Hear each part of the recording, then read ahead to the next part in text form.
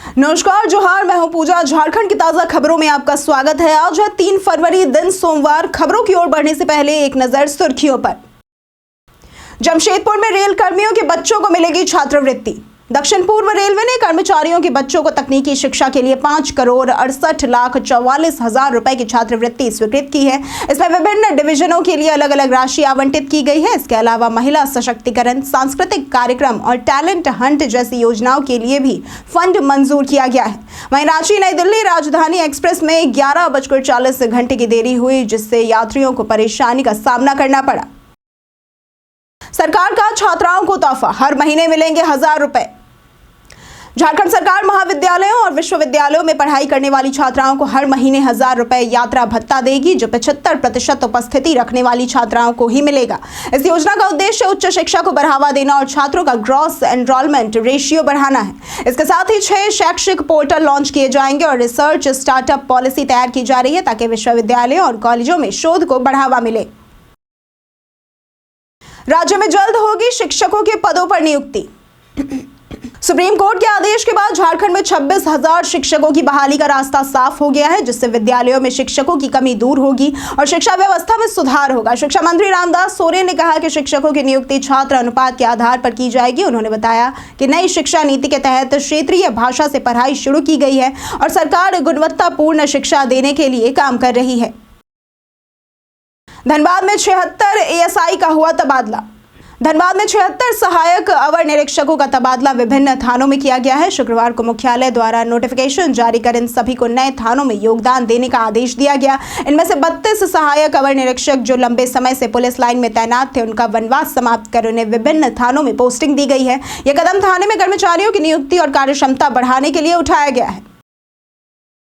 धनबाद के लोगों को मिली 2 सुपरफास्ट ट्रेनों की सौगात। धनबाद से कोडरमा होते हुए जयपुर और अजमेर के बीच विशेष रेलगाड़ियों का संचालन शुरू किया गया है, जो यात्रियों को राहत देगा। 09725 जयपुर धनबाद स्पेशल ट्रेन 6 फरवरी को जयपुर से रवाना होगी, जबकि वापसी 8 फरवरी को होगी। इसके अलावा 09601 अजमेर धनबाद विशेष ट्रेन 18 फरवरी को चलेगी। बीकानेर हावड़ा और जोधपुर हावड़ा रेलगाड़ियां तकनीकी कारणों से रद्द कर दी गई हैं। मैया सम्मान योजना के लाभुकों को मिलेगी बकाया राशि।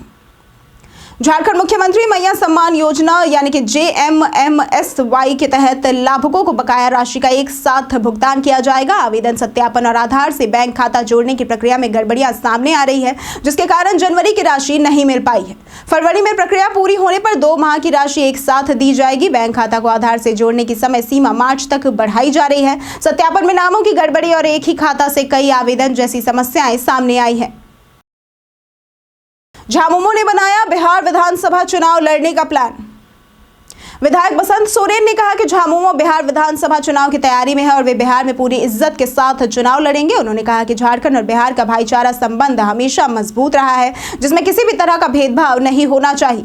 दिल्ली चुनाव में कांग्रेस और आप के बीच विचारों में अंतर हो सकता है, लेकिन फिलहाल झामुमो की दिल्ली की राजनीति में कोई विशेष भूमिका नहीं है। वित्त मंत्री के KCC के फैसले से झारखंड को होगा फायदा। वित्त मंत्री निर्मला सीतारमण ने किसानों के लिए 2 बड़े ऐलान किए। पहले किसान क्रेडिट कार्ड की लिमिट 3 लाख से बढ़ाकर 5 लाख कर दी गई है, जिससे झारखंड के 21 लाख किसानों को लाभ होगा। दूसरा, प्रधानमंत्री धन धान्य योजना के तहत 100 जिलों में कृषि उत्पादकता बढ़ाने के लिए योजना शुरू की जाएगी। किसान क्रेडिट कार्ड के तहत सरल आवेदन प्रक्रिया, कम ब्याज दर और समय से पहले चुकाने पर अतिरिक्त लाभ भी मिलता है। जानिए आज कैसा रहेगा झारखंड के मौसम का मिजाज। झारखंड में अगले 2 दिनों तक कनकनी से राहत नहीं मिलेगी, लेकिन 2 फरवरी से तापमान में कमी आएगी। रांची, बोकारो, धनबाद और जमशेदपुर में ठंड में राहत मिलेगी। मौसम विशेषज्ञ अभिषेक आनंद के अनुसार आगामी 4-5 दिनों तक प्रदेश में मौसम शुष्क बना रहेगा और कहीं कहीं आंशिक बादल भी छा सकते हैं, जिससे तापमान बढ़ेगा। हालांकि इन बादलों से बारिश की संभावना नहीं है। हिमालय से आने वाली बर्फीली हवाओं से ठंड का असर जारी रहेगा। झारखंड पर्यटन में आज बात होगी खोनहर नाथ मंदिर की। झारखंड के गढ़वा जिले के खोनहर गांव में स्थित खोनहर नाथ मंदिर एक प्राचीन धार्मिक स्थल है, जो 5000 साल पुराना माना जाता है। यहाँ भगवान भोलेनाथ का अर्घ पूर्वाभिमुख है, जो इसे दुनिया का 4था दुर्लभ ज्योतिर्लिंग बनाता है। मंदिर में शिवलिंग पत्थर से सटा हुआ है, जहाँ मां गंगा भी विराजमान है। शिवरात्रि के मौके पर यहाँ भव्य मेला आयोजित होता है, जिसमें हजारों श्रद्धालु पूजा करने आते हैं। ये मंदिर एक प्रमुख आस्था केंद्र के रूप में प्रसिद्ध है। कई कारणों से दर्ज है भारत के इतिहास में आज की तारीख।